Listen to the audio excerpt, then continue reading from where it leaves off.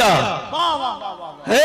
एक तरफ हुसैन का सर नेज़े पर है, लाशों पर घोड़े दौड़ रहे करबला के मैदान में, और एक तरफ कुरान की तिलावत की आवाज आ रही है। अंदर जब किसी ने जाकर के देखा, औरत ने, कि अंदर ये कौन है जो कुरान पढ़ रहा है, तो अंदर जाके देखा कि फातिमा की पोती कुरान पढ़ रही थी।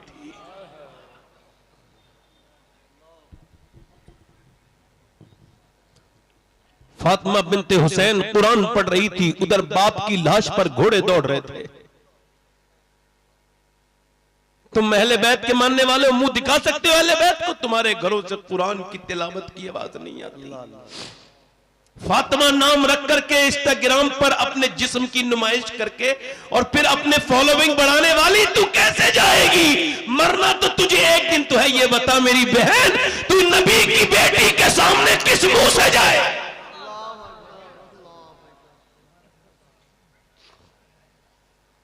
लोग वैसे ही मुझसे उम्मीद रखते हैं कि मैं अल्लाह का शुक्र है किसी भी वक्त में, किसी भी सूरत में सैयदना गौसुल आजम के करम से तकरीर कर सकता हूं, मगर मेरा दिल नहीं कहता अब उस तरफ जाने को। मैं आप सबसे पूछना चाहता हूं, जब मुसलमान लड़कियां गैर मुस्लिमों के हाथ में डाल के वीडियो उनके वायरल होने लगे, और उस वक्त भी तो कौम सुकून से सो रही हो, तो कल कयामत के दिन मेरे नबी को क्या जवाब देंगे? जब 10 लाख लड़कियां इस उम्मत की गैर मुस्लिमों के घरों में चली जाएं और किसी को कोई फिक्र ना हो, तो फिर हम तकरीरों में आपसे दाद वसूल करने आए थे? मैं तो हाथ जोड़ने आया हूं इन बहनों बेटियों से कि खुदा की कसम फेंक दो वो तुम्हारे मोबाइल जिन्होंने तुम्हें इस मजहबी दर्द से जुदा कर दिया। पकड़ लो कुरान, अल्लाह सब देख रहा है। वो रात में मोबाइल पे गैर महरम से बात करते हुए औरत को भी देख रहा है, और वो रात में कुरान की अपने मोबाइल की स्क्रीन पर कुरान की तिलावत करने वाले को भी देख रहा है। इस मेले में आके जो लड़कियों को देख रहा है बदबख्त, उसकी उस पे भी नजर है, और जो इस मेले में आके हुजूर की मोहब्बत में रो रहा है उस पे भी। वाह वाह वाह वाह वाह, क्या बात है मियां, वाह वाह वाह वाह।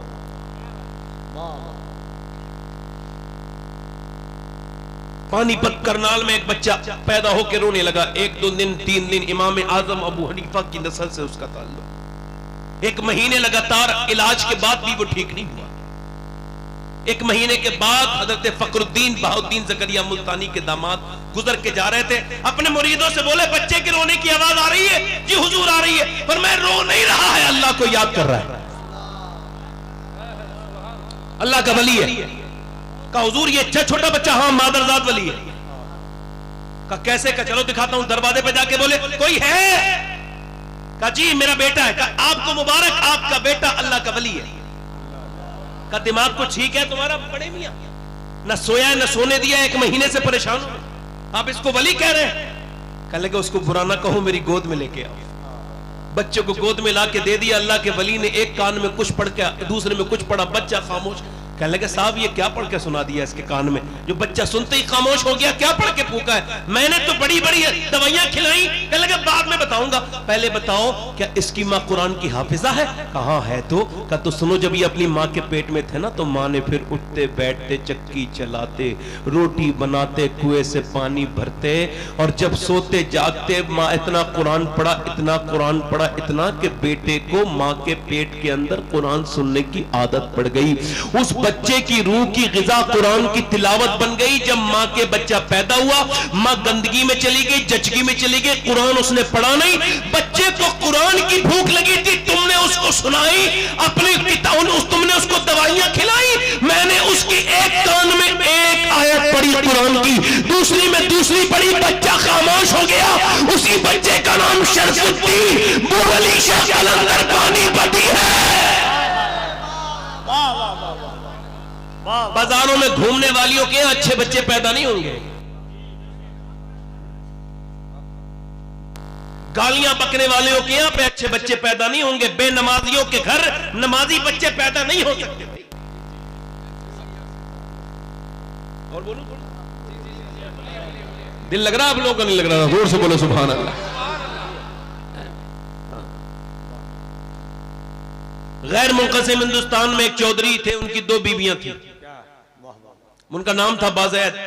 1000 बीघा जमीन, 100 नौकर, बड़े नाम वाला आदमी।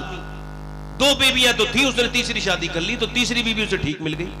कभी कभी बीवी ठीक भी मिल जाती है, इसको तीसरी ठीक मिली। ये बात क्यों कह रहा हूं? इस वजह से कि उसकी बीवी नमाज पढ़ती थी, वो 2 नहीं पढ़ती थी, दोनों बेनमाजी थी, ये नमाजी थी। अच्छा, ये नमाजी भी थी, अल्लाह वाली भी थी। यानी नमाज पढ़ के अगर घमंड कर ले तो इंसान बेकार हो गया, किसी लायक नहीं है। और इंसान अगर नमाज पढ़ के आजिज़ी पैदा हो जाए तो समझो उसकी नमाज कबूल हो गई। अब देखो, नाक ना लगे तो नमाज नहीं होती है। बोलो बात सही है कि गलत है? अच्छा, नाक का क्या मतलब है? जब पेशानी लग गई तो हो जानी चाहिए थी, मगर उलमा कहते हैं नहीं नहीं भाई, नाक लगानी जरूरी है, मगर नाक के नहीं होगी। अरे क्यों नहीं होगी? अरे नहीं होगी भाई, हमें क्या पता नहीं होगी। अब बड़े उलमा उनसे पूछो तो वो उसकी सही हिकमत बताएंगे, मगर जो मेरे समझ में आई मैं समझा रहा हूं आपको। बड़े उलमा बताएंगे, मैं तो छोटा मोटा आदमी बता रहा हूं आपको। मेरे समझ में ये आया कि नाक का मतलब है इज्जत। किसी की नाक कटी भी नहीं होती, फिर भी कहते हैं फलां की नाक कट गई, फलां ने नाक कटा दी। किसी की नाक बहुत बड़ी भी नहीं होती, फिर भी कहते हैं बड़ी नाक वाला है। इसका मतलब है नाक है इज्जत की अलामत। जब तक सजदे में लगेगी नहीं, नमाज होगी नहीं। इसका मतलब ये, जब तक घमंड होगा तब तक नमाज हो नहीं सकती। जब तक घमंड को रगड़ेगा नहीं, नमाज होगी नहीं।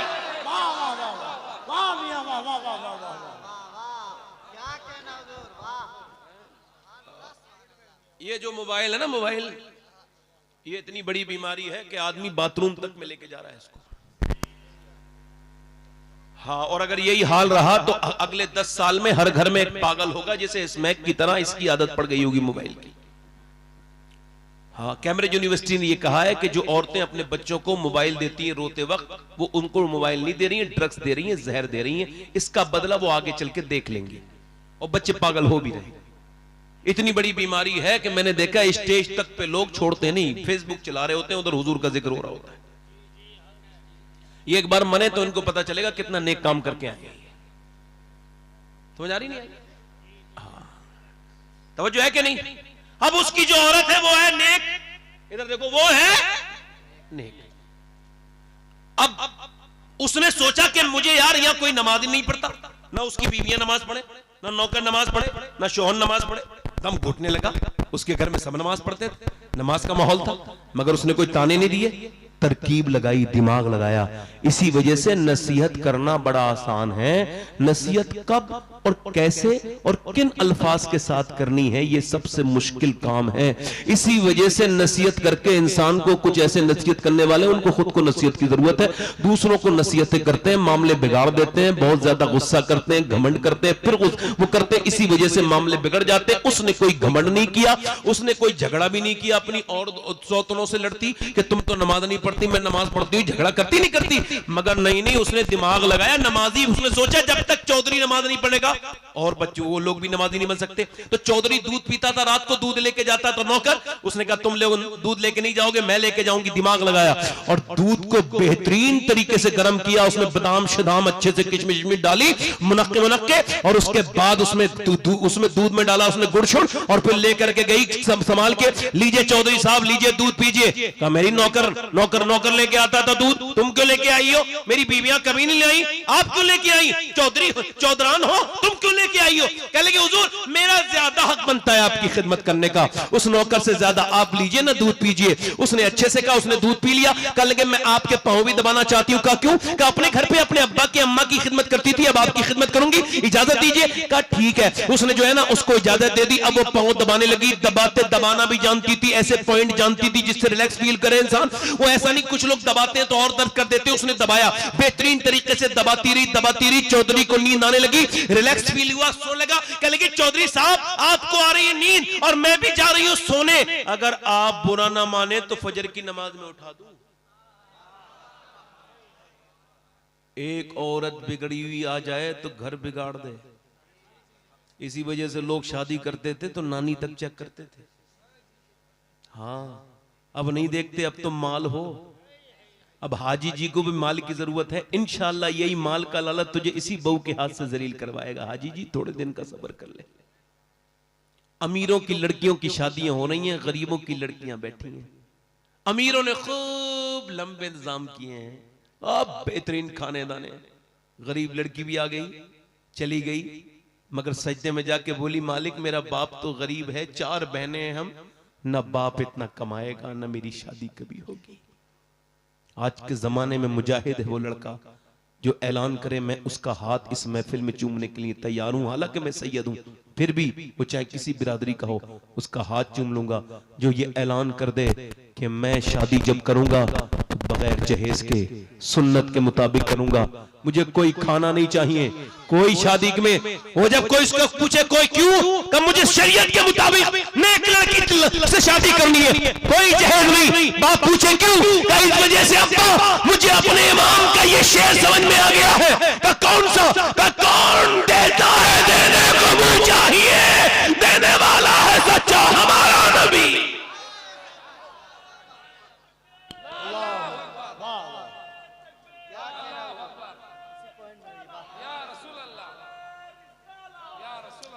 नानी देखते थे पहले लोग, क्या देखते थे? हाँ, अब नहीं देखते। और इस्लाम कहता है नानी देखो। अगर नानी इस्लाम में देखनी है तो मक्के की खदीजतुल कुबरा को देखो, और फिर माँ देखनी है कुछ मदीने की सैयदा फातिमातुल ज़हरा को देखो, और फिर नवासी देखनी है तो करबला की ज़ैनब कुबरा को देखो। वो उसी सैयदा खातून जन्नत की कनीज औरत, उसने कहा नमाज के लिए उठा दूं, तो चौधरी ने पहले तो थोड़ी देर देखा, फिर एक तो चौधरी दूसरा मर्द, भाई चौधरी भी घमंडी होते हैं और मर्द तो उससे ज्यादा घमंडी होते हैं। भाई मर्द 100 किलोमीटर सफर करके आएगा, चाइना से आ जाएगा, अमेरिका से, मगर घर आके बीवी से कहेगा पानी दो, ले भाई उठ के खुद पानी क्यों नहीं किया? इधर एयरपोर्ट पे इमिग्रेशन करा लिया, वहां से सामान उठा लिया, यहां से उठा लिया, इधर भाग लिया, उधर भाग लिया, एक घर में आके इतना मोहताज। कहने लगा जहां चलती है ना दादागिरी चलाने का दिल करता है। इसका मतलब ये हुजूर ने फरमाया तुम में बेहतर वो है जो अपनी बीवी के लिए बेहतर हो। और ये बात ऐसी नहीं कर रहा हूं, मैं तो मदीने से भी आता हूं तो खुद ही पानी पीता हूं। क्या बात है? ऐसी बात कहते ही नहीं जिसपे अमल ना करे आदमी। बेवजह में पागल नहीं बनना चाहिए आदमी को। जोर से बोलो सुभान अल्लाह। अब उसने कहा नमाज के लिए उठाऊं, उससे बोला तू मुझे समझेगी, भाग यहां से। जलील कर दिया ना उसे, कर दिया ना, जल्दी बोलो। ये भी कह रहे हैं, ये भी कह रहे हैं, आप भी। ये बताओ जो बदतमीजी करे वो जलील है, जो बदतमीजी सहले वो जलील है? नहीं, जो कह रहे थे अभी वही कहो। जो गाली बके वो जलील, या जो गाली सुन के जवाब ना दे वो जलील?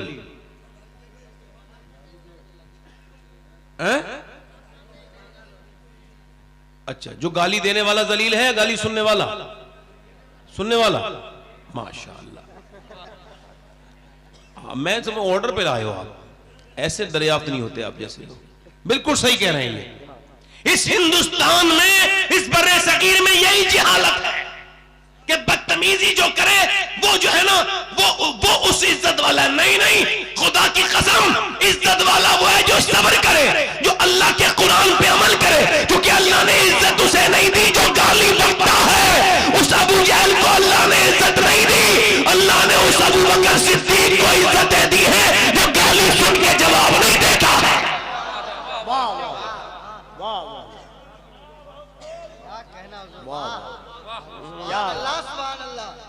जरा जोर से बोलो, पीछे वालों में कोई है जिसके समझ में मेरी बात आ रही हो तो जरा जोर से बोले, जरा सुभान अल्लाह। उसने कोई रास्ता नहीं बदला, औरत ने दूसरे दिन भी आ गई, अल्लाह वाली थी, दिल उसका टूटा, फिर आ गई लीजिए दूध पीजिए, कहा फिर आ गई तुम, फिर नमाज के लिए गओगी, कहा चौधरी देखती हूँ, फिलहाल आप मेरा हक तो न माने, आप पानी तो पीजिए, आप दूध तो पीजिए, दूध पी लिया।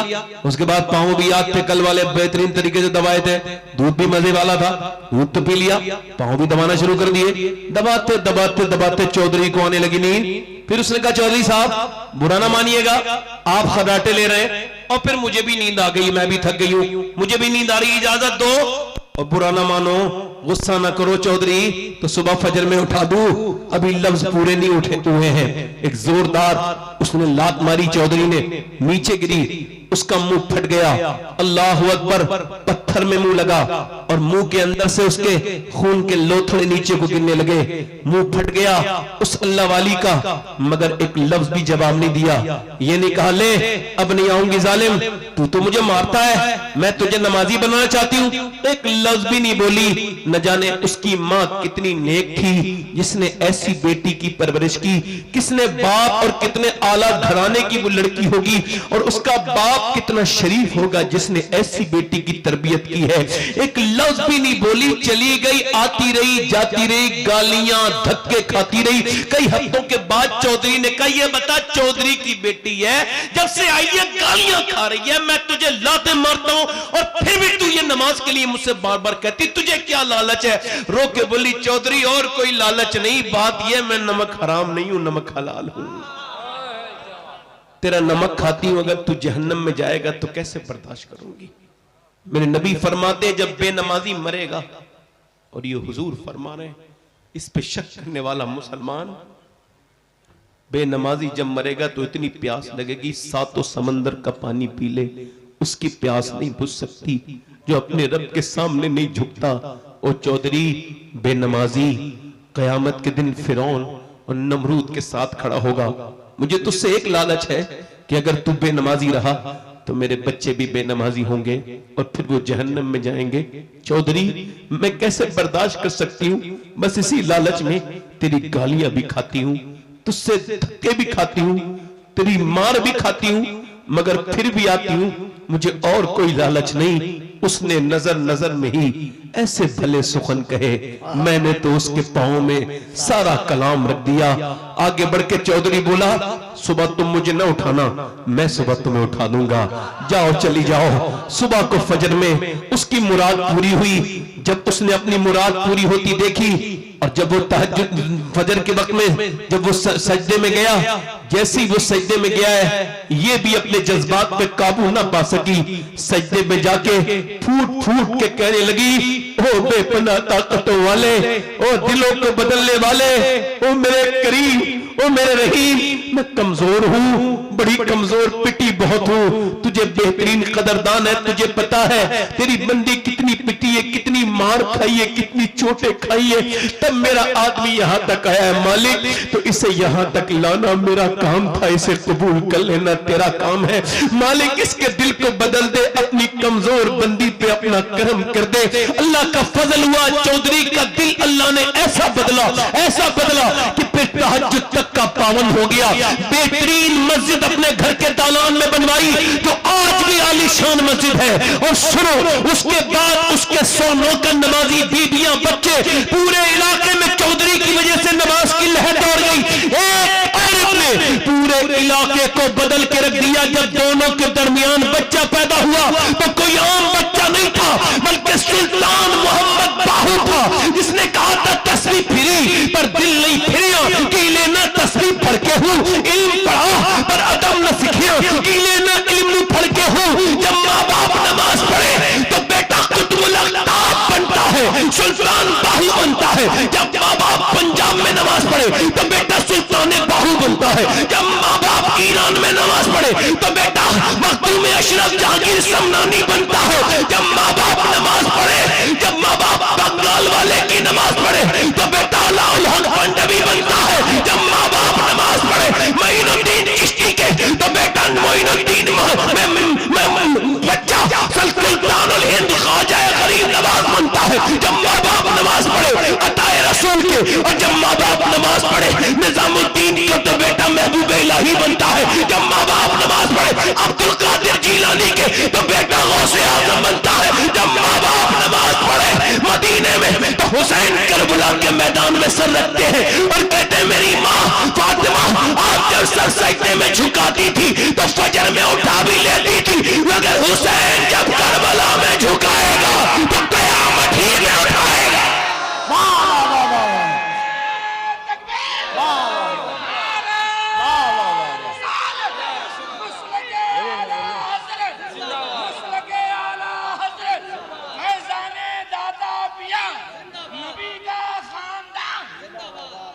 वाह वाह वाह वाह, क्या बात है मियां अल्लाह। कहां गई वो मेरी माएं, मेरी बेटियां, मेरी बहनें।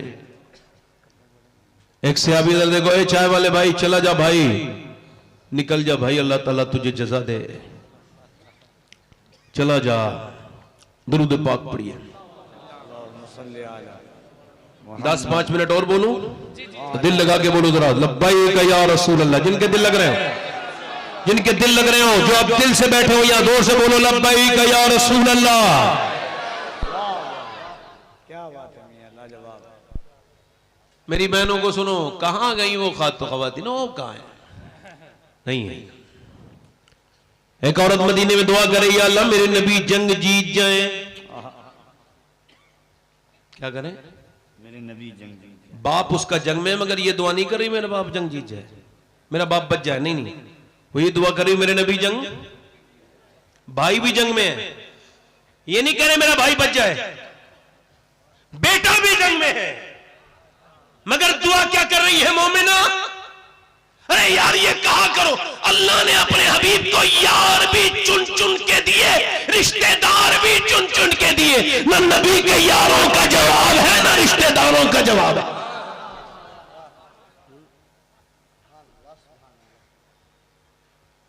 किसी ने आकर के कहा, हुजूर तो जंग जीत गए मगर तेरा बाप शहीद हो गया। जब बाप जिसका मर गया हो उसको ही पता होता है बाप क्या है, जिसका जिंदा हो उसको नहीं पता होता। वल्लाह कह रहा हूं, उसको एहसास नहीं हो सकता। हाँ, जिसका बाप ना हो उसको एहसास होता है। 25 साल हो गए, 25 साल मेरे वालिद को इस दुनिया से गए हुए। एक दिन ऐसा गुजरा नहीं जब मुझे अपने बाप याद ना आया। कभी कभी तकरीर ज्यादा करता हूं तो फिर और उनकी याद आती है। कोई ऐसी हिंदुस्तान का सूबा नहीं बचा जहां मैंने तकरीर न की हो, जहां उर्दू लोग जानते हो। और इसके अलावा भी क्या हूं, मगर फिर भी एक बात कह रहा हूं, कभी कभी सोचता हूं कि सब सुनते हैं तकरीर, मेरे वालिद काश एक तकरीर सुन लेते। एक पेड़ पे जब फल उतरे तो वो पेड़ रोने लगा, तो किसी ने पूछा क्यों रोता है? कहने लगा मेरा माली नहीं है, आज सब मेरे फल खा रहे हैं, काश मेरा माली भी होता, वो भी तो देख लेता। कुछ लोग ऐसे हैं जो अपने बाप को रुलाते हैं, मरने के बाद फिर रोते हैं।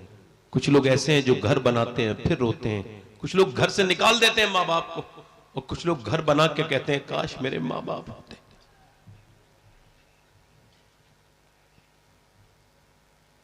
अगर आप ये कहो कि कफील अंबर साहब आशिक़ रसूल नहीं है तो आपके ईमान पे कोई फर्क नहीं पड़ेगा। ये आखिरी तकरीर का हिस्सा है, अब घूमना फिरना नहीं, हिलना जुलना नहीं। मेरी तकरीर बड़े ध्यान से सुन लो। मैंने आपके मिजाज से तकरीर की, मेरे मिजाज की बस 20-10 मिनट की तकरीर सुन लो बस। अगर कोई ये कहे कि कफील अंबर आशिक़ रसूल नहीं है तो उसके ईमान पे कोई फर्क नहीं पड़ेगा, हालांकि उसको ऐसा गुमान नहीं करना चाहिए, ऐसा गुमान गुनाह है। मेरे बारे में, मौलाना शौकत के बारे में, जितने भी उलमा हैं यहां, इनके बारे में, मेरे बारे में सोचेंगे शबात हुसैन आशिक़ रसूल नहीं है, आपके ईमान पे कोई फर्क नहीं पड़ेगा। मगर मेरे भाइयों में जिसका नाम ले रहा हूं, अगर सोच लिया आपने तो ईमान पे भारी फर्क पड़ेगा। हुजूर ने फरमाया मेरा एक आशिक है उवैस करनी, उसने मुझे कभी देखा नहीं। बकरी चराता है वो हुजूर का आशिक, कपड़ों पे उसके पैमद लगे हैं, टाट का लिबास पहनता है वो हुजूर का आशिक।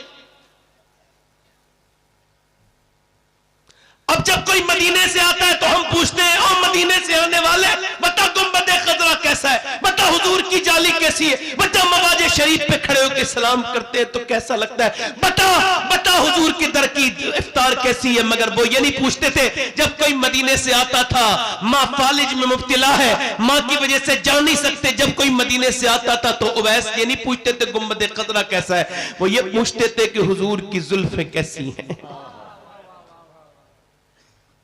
तुम्हारा दिल नहीं तड़पता हुजूर का चेहरे के दीदार के लिए? मेरा इमाम तो कहता है उठा तो पर्दा, दिखा दो चेहरा, वो कमाल हुस्न हुजूर है कि गुमान नक्स जहां नहीं। वैसे पूछते थे मेरे नबी की आंखें कैसी, मेरे नबी की मां ने एक दिन देखा, मां ने एहसास करके बोली क्या बहुत मोहब्बत करता है उवैस? कुछ बोले नहीं। और वासिफ अली वासिफ कहते हैं मोहब्बत खामोश कर देती है, कुछ बोले नहीं। मां ने पूछा क्या उनका दीदार करना चाहता है? अब फूट पड़े, मां जाना तो चाहता हूं मगर तुझे छोड़ के नहीं जाऊंगा ना। नबी ने फरमाया जिसके माँ बाप जिंदा हो वो जिहाद पे भी ना जाए, तुझे छोड़ के कैसे जाऊंगा? मां ने कहा मेरे लाल, मेरे बेटे, मेरे लाडले, जब मैं तुझे 1.5 दिन 3 पहर की इजाजत देती हूं, चला जा। मां ने जब ऐसा कहा इससे ज्यादा ना रुकना मेरे बेटे, तेरी मां का कोई ख्याल रखने वाला नहीं। वैस चल दिए, चला हूं एक मुजरिम की तरह मैं जानिबे तैबा। मदीने का सफर है और मैं नमदीदा नमदीदा, किसी के हाथ ने बढ़कर सहारा दे दिया वरना। कहां मैं और कहां ये रास्ते पेचीदा पेचीदा, कहां मैं और कहां उस गुंबदे खजरा का नजारा। नजर उस समत उठी है मगर नादीदा नादीदा, बसारत खो गई लेकिन बसीरत तो सलामत है। मदीना हमने देखा है मगर नादीदा नादीदा उठ गए। उवैस करनी मदीने की तरफ चले, उनके मीनार पर जब पड़ेगी नजर क्या सुरूर आएगा। मैं मदीने चला, मदीने पहुंचे, दाता लाहौरी कहते हैं हुजूर के दरवाजे पर जाके दिल धड़कने लगा, उवैस करनी का हुजूर आएंगे। आवाज दी क्या मेरे सरकार तशरीफ रखते हैं? अंदर से आवाज आई कौन? का मेरा नाम उवैस है, मैं बकरी चराने वाला चरवाहा हूं, मैं हुजूर के दीदार के लिए आया हूं, मेरी मां बीमार है, रुक नहीं सकता, सरकार हो तो करम फरमाए। जब ये आवाज दी तो अंदर से आवाज आई हुजूर तो नहीं है, ए मुसाफिर रात को ठहरो, सुबह हुजूर का दीदार करके फिर चले जाना। बाहर से सिसकियां आई, बाहर से आहें सर्द आई, बाहर से उवैस रोने लगे। क्यों रोते हो मुसाफिर?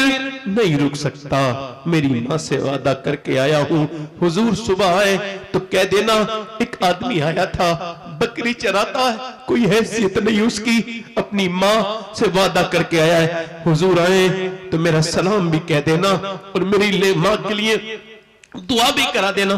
मैंने मदीने से देखा है 8 दिन के बाद लोग पलटते हैं, तो मैंने इतने कट्टर दिल लोगों को रोते देखा है जो कभी अपने बाप की मैयत में भी खुल के नहीं रोए, उन्हें मैंने मदीने से रुखसती पे रोते देखा है। जब ताजु शरिया गए थे उनको वापस भेज दिया गया था मक्के से, तो कहा था दागे फुरकते तैबा, कल्ब मुझ में हिल जाता, काश गुंबदे खजरा देखने को मिल जाता, फुरकते मदीना ने वो दिए मुझे सदमे, कोह पर अगर पड़ते कोह भी तो हिल जाता। ये तो एक आशिक रसूल जो के बरेली के आशिक है, उनका दर्द है। मुझे बताओ उस उवैस करनी के दर्द का हाल क्या होगा, इसने जिंदगी में हुजूर से कितना प्यार किया, कितना।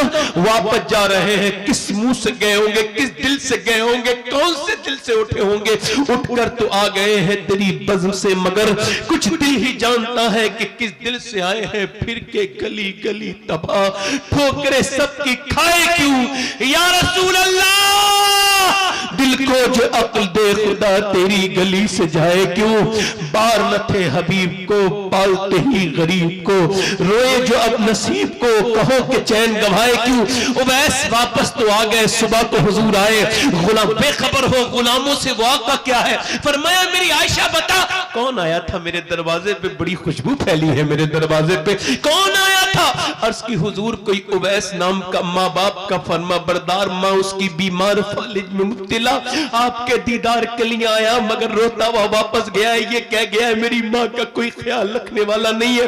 हुजूर उसकी आंखें बड़ी मोटी मोटी हो गई थी रोते रोते, उसने कहा था जब सरकार आए तो अर्ज कर देना एक गुलाम आपकी बारगाह में आपका सलाम, अपनी माँ का सलाम कह के गया है। हुजूर ने फरमाया मेरा मिंबर लगाओ, हुजूर की चश्माने करम बरसने लगी, मेरा मिंबर लगाओ, फरमाया मेरे सिहाबा मेरा एक आशिक है, उसने मुझे कभी देखा नहीं, उसका नाम उवैस है। जब तुम्हें अली वो मिले तो वो माँ का फरमा बरदार है, अली तुम उससे दुआ कराना, उमर तुम उससे दुआ कराना, अल्लाह उसकी दुआएं कबूल करता है। कयामत के दिन जब वो जन्नत में जाएगा अल्लाह फरमाएगा ठहर जा, वो ठहरेगा उवैस, अल्लाह फरमाएगा उधर इशारा कर जहन्नमियों को, तेरी वजह से जहन्नमी जन्नती बनाऊंगा। अल्लाह के रसूल फरमाते हैं उसके इशारे से मेरी उम्मत की एक कसीर तादाद जहन्नमी जन्नती बन जाएगी। अल्लाह फरमाएगा ऐसा बदला देता हूं मैं माँ बाप की कदर और इज्जत करने वाले को। ओ मेरे भाइयों, आज माँ बाप है तो इनके कदम नहीं चूमते, इनसे तुम दिल नहीं लगाते, इनसे मोहब्बत नहीं, कल नहीं होंगे तो रोया करोगे। देखो माँ बाप अगर घर में बैठे हो तो टूटा फूटा मकान भी खूबसूरत लगता है, अगर माँ बाप न हो तो कितनी खूबसूरत घर हो वो काटने को दौड़ता है। और माँ के बगैर जिंदगी क्या जिंदगी है। अम्मा आयशा रो रही थी, हुजूर ने फरमाया क्यों रोती हो आयशा? का हुजूर माँ की मोहब्बत देख के रोने लगी। क्या हुआ? का एक आई औरत कह लगी भूखी हूं, मैंने 3 खजूर दे दी, उसके 2 बेटे, एक बुत्ती, एक बेटे के मुंह में 1 खजूर, एक में, और उसने तीसरी खजूर अपने मुंह में रखी तो बच्चे देखने लगे अपनी माँ को अपनी निगाहों से भूखी, तो माँ ने अपने मुंह से खजूर निकाली आदि इसके मुंह में और मुस्कुराती भी चल दी दोनों को खिला के। हुजूर में यही देख के रो लगी माँ कितना प्यार करती है। एक माँ है जो 4-4 बच्चों की फरमाइशें पूरी करती है। एक माँ है जब वो बूढ़ी हो जाए उसकी कब्र की ठंडी मिट्टी से जाके रोगे तो क्या फायदा होगा, जीते जी उसके कदमों से चिपट के रो, कभी माँ के सर पे हाथ रखवा के उसका हाथ चूम के रो। वरना जिसकी माँ नहीं है ना उससे पूछो माँ क्या है। माँ माँ है, माँ के बगैर जिंदगी कोई जिंदगी नहीं। दीवारें छोटी होती थी लेकिन पर्दा होता था, ताले की इजाजत से पहले सिर्फ भरोसा होता था। जब तक माथा चूम के रुखसत करने वाली जिंदा थी, दरवाजे के बाहर तक मुंह में लुकमा होता था। कभी बाप उस दिन नहीं मरता है जिस दिन बेटा, बाप की मौत आती उस दिन मरता है जब बेटा उससे बदतमीजी करता है। मेरे भाइयों, अपने बाप को इज्जत दो, अपने दोस्तों से ज्यादा अपने बाप को अहमियत दो। माँ बाप की दुआएं कितनी कबूल होती है मुझे कोई खबर नहीं, कौन से पीर साहब की दुआ कितनी कबूल होती है कोई गारंटी नहीं, मगर मेरे नबी फरमाते हैं, मेरे नबी जब माँ बाप दुआएं करते हैं तो ऐसे लगती हैं जैसे नबियों की दुआएं उम्मती के हक में लगती हैं। कभी तुम सफर पे जाना और मेरी बात याद रखना, फिर मां से दुआएं ले लेना, इंशाअल्लाह ना कामयाब नहीं लौटोगे, कामयाब लौटोगे। वो औरत दुआ कर रही है, अल्लाह मेरे नबी जंग क्या कर रही है? दुआ आखिरी बात सुन लो, क्या कर रही? जंग जीत। किसी ने कहा हुजूर जंग जीत गए, तेरा बाप शहीद हो गया। ध्यान से सुनना नौजवान, तेरा बाप, तेरा भाई और तेरा बेटा था, तीनों शहीद हो गए। 3 मौतों का गम है, दिल फट गया। औरत है, निकली, पर्दे में है। किसी ने कहा देखो चल के बाप की जनाजे पे जाएगी, बेटे को देखेगी, नहीं नहीं मां है, मां जवान बेटे का जनाजा पढ़ा है, पहले बेटे को देखेगी। मगर न बाप के पास गई, न बेटे, न भाई, वो तो उधर गई जिधर हुजूर थे, पीछे खड़ी हो गई ऊँटनी के। हुजूर को देखा, सरकार ने उसे देख के दुआ की, अल्लाह तुझे सब्र दे, तेरा बाप, तेरा भाई, तेरा बेटा शहीद हो गया। हुजूर की तरफ देख के अर्ज करती, या रसूल अल्लाह मैं आपको देखने आई थी, आप सलामत है तो मेरा सब कुछ सलामत है या रसूल। फिर पर्दे में जाके बाप के जनाजे को भी देखा, भाई के भी देखा, बेटे, पर्दा सलामत है। किसी ने कहा बाप भाई सब शहीद हो गए, पर्दा भी ये ख्याल है? कह लगी इस्लाम के लिए शहीद हुए हैं, मेरा अभी पर्दा तो जिंदा है, मेरे बाप ने तो इसी इस्लाम के लिए शहादत दी है, मैं उस पर अमल नहीं करूंगी बेटे की शहादत पे। अब ये तो कमी हमें मिलता ही नहीं। अब तो औरतें इस तरह की मिली नहीं, अब तो बाजारों में बेपर्दा टाइट लिबास। मगर मैंने फिर भी वसीयत कर दी है, एक मैंने बात सुनी तो मैंने वसीयत की, अगर फलस्तीन की लड़कियों में से कोई जूता ला दे, मैं सैयद हूं मगर फिर भी मेरे मरने के बाद मेरी वसीयत है, अगर फलस्तीन की लड़की का एक जूता मिल जाए, उसमें जिन्होंने ये बयान दिया उनमें से एक लड़की का, तो मेरी कफन पिनाने कब्र में रखने के बाद मेरे सीने पे रख दिया जाए, ताकि अल्लाह मेरी बख्शिश कर दे उस जूते के वसीले से, अल्लाह मुझे माफ कर दे मेरी खताएं। कौन लड़की मालूम है जिन्होंने ये बयान दिया? हम रात को सोते हैं तो पहले कुरान पढ़ते हैं, फिर बुर्का ओढ़ के सो जाते हैं। किसी ने पूछा बुर्का ओढ़ के तो कोई नहीं सोता ना? कहा हम इस वजह से सोते हैं, जब बम गिरता है तो फिर मलबे में से सुबह को लाशें निकलती हैं, ये सोच के बुर्का ओढ़ के सो जाते हैं, जब सुबह को हमारी लाशें निकलें तो पर्दे में होनी चाहिए, बेपर्दा नहीं, कि ताकि कयामत के दिन हुजूर की बेटी सैयदा तैयबा ताहिरा फातिमा ज़हरा से मुलाकात हो तो अर्ज कर दे, नबी ज़ादी हमारे बच्चे भूख से मर गए, पूरे मोहल्ले, पूरे शहर हमारे खत्म हो गए, मगर हमने न कुरान छोड़ा न पर्दा छोड़ा। मेरी बहनों, मेरी बेटियों, तुम काश मैं अपनी बहनों से बात करता, उनको बताता, उनके कदमों में बैठ के उनसे ये कहता कि तुम उस अंग्रेज औरत के साथ जहन्नम में नहीं जाओगी जिसने तुम्हें फिटिंग का लिबास पहनाना शुरू कर दिया, जिसकी नकल करके तुमको तो खातून जन्नत के साथ जन्नत में जाना है। हुजूर की बेटी हुजूर के 6 महीने के बाद दुनिया से विसाल कर गई है, सैयदा फातिमा। उम्र कितनी है? 26-27 साल, बस यही इतनी उम्र है, इससे ज्यादा नहीं, इतनी तकरीबन। हुजूर की बेटी 6 महीने तक मुस्कुराई नहीं हुजूर के विसाल के बाद। कितने महीने तक? और हुजूर की तुरबत पे, कब्र पे जाती थी, मिट्टी उठाती थी और सूंघती थी, हजरत अली को देती थी, लो अली जरा आप भी इस तुरबत की मिट्टी को सूंघो, मेरे अब्बा की मिट्टी में वो खुशबू है तुरबत में, जो इसे सूंघेगा कभी मुश्क की खुशबू भी अच्छी नहीं लगेगी। मगर आज 6 महीने के बाद आज मुस्कुरा रही है। हजरत अली ने कहा क्या हुआ, तबीयत कुछ ठीक है? क्या नहीं, आज मेरा इंतकाल हो जाएगा। कहा कैसे पता? कहा आज मैंने अपने अब्बा को ख्वाब में देखा। मैंने पूछा अब्बा क्या तलाश कर रहे हैं? ख्वाब में कुछ ढूंढ रहे थे मेरे वालिद। मैंने कहा क्या तलाश कर रहे हैं? तो फरमाया फातिमा मैं तुझे ढूंढ रहा हूं मेरी बेटी, तुझे ढूंढ रहा हूं। इसका मतलब यह है कि आज मैं दुनिया से चली जाऊंगी। आपसे गुजारिश है जी, मैं एक इंसान हूं, कोई कमी रह गई हो, कभी कोई तकलीफ पहुंची हो इस जिंदगी के सफर में, तो ए अली आप फातिमा को माफ कर दें। हजरत अली ने सर ऊपर उठाया और कहा फातिमा कैसी बात करती हो, मेरे घर में 17 दिन के फाके सहे आपने, मगर कभी आपने किसी से शिकायत नहीं की, आप मुझे माफ करके चली जाए। चक्की चलाती हैं, झाड़ू लगाती हैं, रोटी बनाती हैं, शिकवा नहीं करती। आज लड़कियां जब गुरूर तकब्बुर करती हैं तो कहती हैं बड़े बाप की बेटी हूं, मैं किसी का काम नहीं करूंगी। मैं कहता हूं दुनिया में जितने बड़े बाप की बेटी फातिमा है, कायनात में ना तो कोई पैदा हुई है ना होगी। एक दिन हुजूर न गए अपनी बेटी से मिलने, फातिमा के अंदर आ जाऊं? नहीं अब्बा अकेले हैं तो आ जाए। इमरान आए मेरे साथ, उनको न लाएं अब्बा। क्यों न लाऊं? न लाएं अब्बा। मेरी बेटी क्यों न लाऊं? आवाज आई अब्बा आपकी बेटी के पास इतने कपड़े नहीं है वो किसी दूसरे मर्द से पर्दा कर सके। एक जोड़ी कपड़े में पहमत लग गए। हुजूर अंदर गए, चादर बिछा, चादर दी। मेरी बेटी क्या हो गया है? चेहरा पीला। अल्लाह का शुक्र है अब्बा, वो मेरी बेटी आंखों में गड़े पड़े हैं।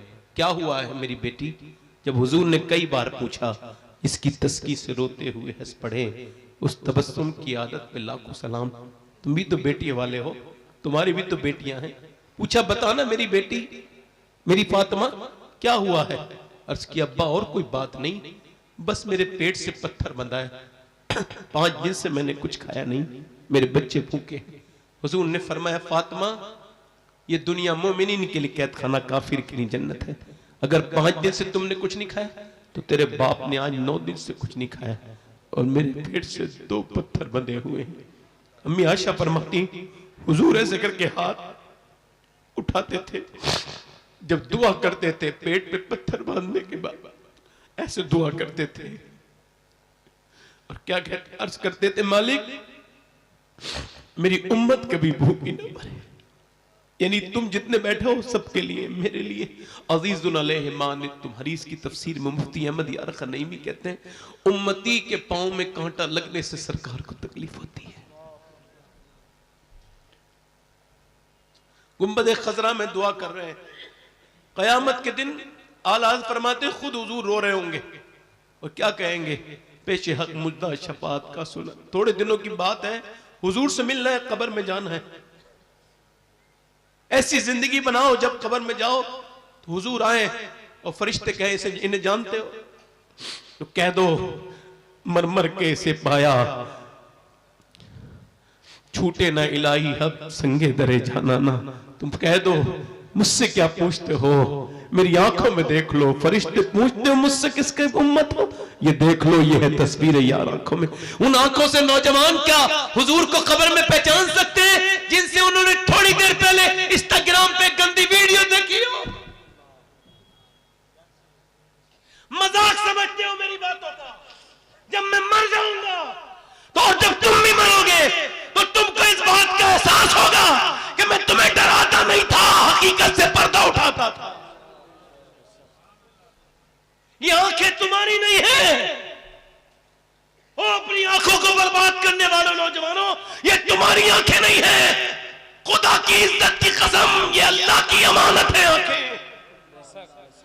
हुजूर ने फरमाया आंखें बनाई है अल्लाह ने कि खुद अल्लाह का दीदार इन आंखों से होगा, मगर कयामत के दिन अगर इन आंखों ने यह कह दिया मालिक तूने दिया तो था अपने दीदार के लिए, मगर इसने तो गंदा कर दिया, तेरे दीदार के लायक न छोड़ा। बोलो क्या मौत तुम्हारे सरों पे मेरे सरों पे नहीं खड़ी है?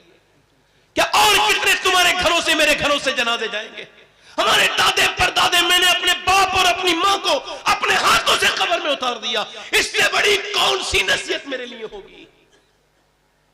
मैं अंधा हूं, पागल हो गया हूं, जिंदगियां बर्बाद हो गई हम लोगों की।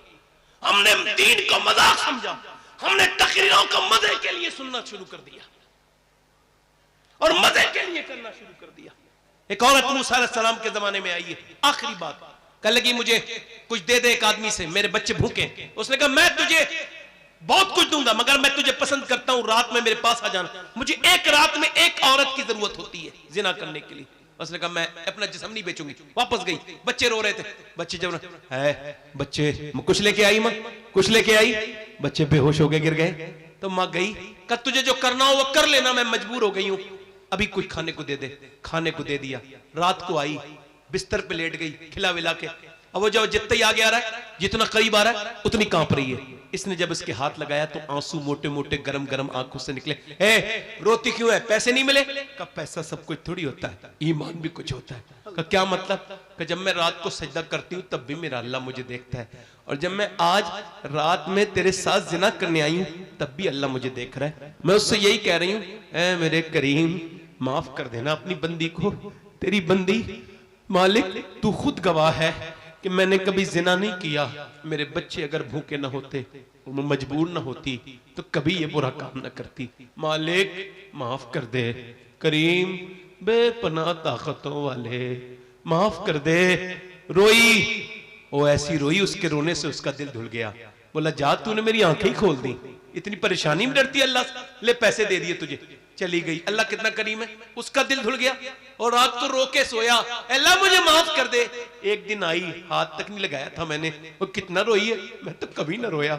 ये सोच के रोने लगा, मुझे माफ कर दे मालिक, मेरे जैसा गुनहगार कोई नहीं, तो तेरे जैसा करीम नहीं। सो गया, सुबह को दरवाजा खोला, कौन?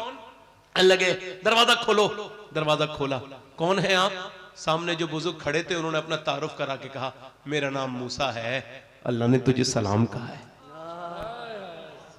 कहने लगे मूसा कोई गलत रास्ते पे आए हो, ये जिना करने वाला आदमी है, लड़कियों की इज्जतें लूटने वाला, मुझे अल्लाह सलाम नहीं कहेगा, गलत नंबर, गलत जगह आए हो, गलत एड्रेस है।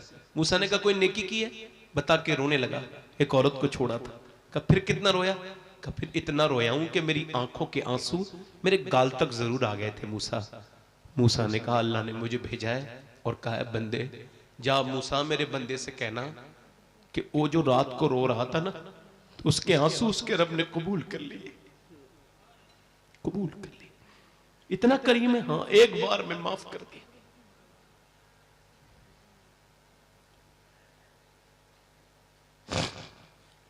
एक बार में इतने बड़े गुनाह? हाँ, अल्लाह फरमाता है कितने ही बड़े गुनहगार है तू, मगर मरने से पहले इतना रो ले कि तेरी आंख का आंसू ढलक के तेरी दाढ़ी तक आ जाए, सारे गुनाह माफ कर दूंगा। एक बार अपना मुहासबा कर मेरे भाई, एक बार याद कर उस अंधेरी कब्र को जिसमें तू ना चाहते हुए भी जाएगा। ऊपर मिट्टी डाल के आ जाएंगे। हमने अपने रिश्तेदारों की मिट्टी नहीं डाली है, हमारे रिश्तेदार भी हमारे ऊपर मिट्टी डालेंगे।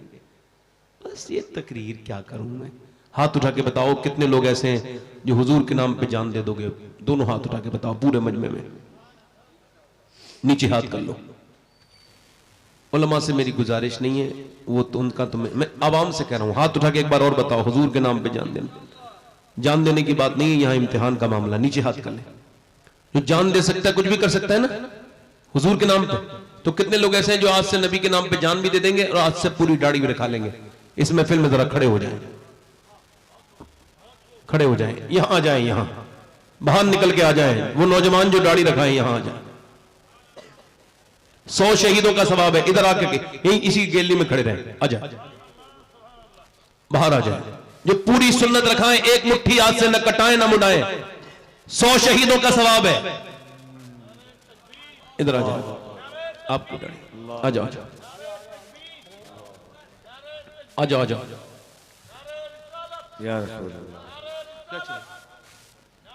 अच्छा ठीक, सिग्नेचर कर दिया।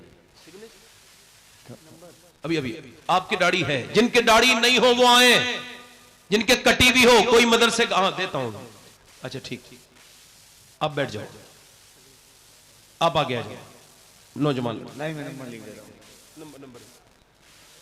आ जाओ, आ जाओ, आप खड़े रहो भाई, खड़े रहो।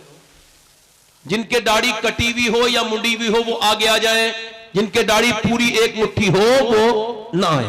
आप आ जाओ नौजवान। अच्छी लड़की से शादी करनी है तो दाढ़ी रखाओ शादी से पहले, बिगड़ी हुई लड़कियों से बच जाओगे। जो कोई भी बिगड़ी हुई लड़की दाढ़ी वाला पसंद नहीं करती, दाढ़ी वाला वही पसंद करती है जिसे मदीने वाला पसंद हो। आ जाए, आगे आ जाए, आ जाए, आप आगे आ जाए बेटे, इधर जगह है, अभी आ जाए। इधर कोई है आशिक रसूल जो खड़ा हो जाए, खड़ा हो जाए दाढ़ी रखाने के लिए, हाथ ऊपर कर ले। दाढ़ी रखाने वाले खड़े होके हाथ ऊपर करें। जो आज से सुन्नत रसूल के लिए जिए, वादा करें इंशाअल्लाह आज से पूरी दाढ़ी रखाएंगे। ऊपर हाथ कर ले दाढ़ी रखाने वाले मेरे साथ, कोई इंशाअल्लाह वादा करते हैं आज से न दाढ़ी कटेगी न मुड़ेगी, इंशाअल्लाह पूरी सुन्नत रखाएंगे इंशाअल्लाह। बैठ जाए अपनी अपनी जगह। हुजूर की आंखों की ठंडक है नमाज, मोमिन की मेराज है नमाज।